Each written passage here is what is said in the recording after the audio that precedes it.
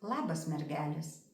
Taigi, kas vyksta su jumis šią savaitę, tuoj papasakosiu. Bet pirmiausia, spauskite patinka, dalinkitės mūsų įrašu ir, kurie norite, rašykite į Messengerį dėl asmeninių konsultacijų. Derinsim jums patogų laiką.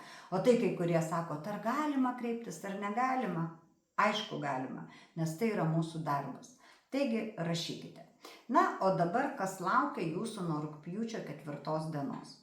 Pirmiausia, noriu pasakyti, kad tęsiasi laikas, kuris yra palankus grožiui, estetikai, daryti visokias sveikatinimosi procedūras.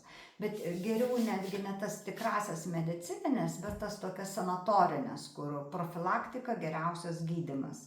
Taigi, jeigu esate apsisprendę išvažiuoti ar į sanatoriją, ar pasimti kažkokius tai net kelis masažiukus, tai yra ypatingai palankus metas, kuris atneš jums tie masažiukai ypatingai didelę naudą, nes gerai pradėtas darbas yra pusė darbo.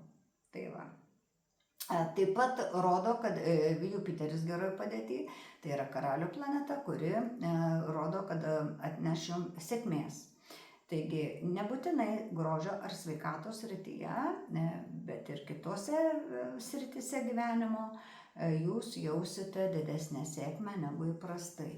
Tai nebus ta didžioji sėkmė, kai ten šaudo kaip saliutai, bet tai yra lėta, užtikrinta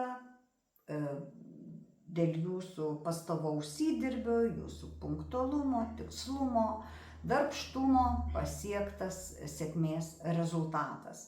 Taigi, lėta užtikrinta sėkmė jums šią savaitę garantuota visose srityse. Net jeigu kažkas atsitiktų nemalonaus, išsisuktume tiesiog taip, tiesiog laimingais, tiesiog pasisektų.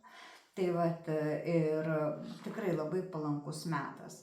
Aišku, ir svarbiausia, kad nesvarbu, ar jūs dirbsite, ar atostogausite, vis tiek viskas eisis kaip iš pypkės.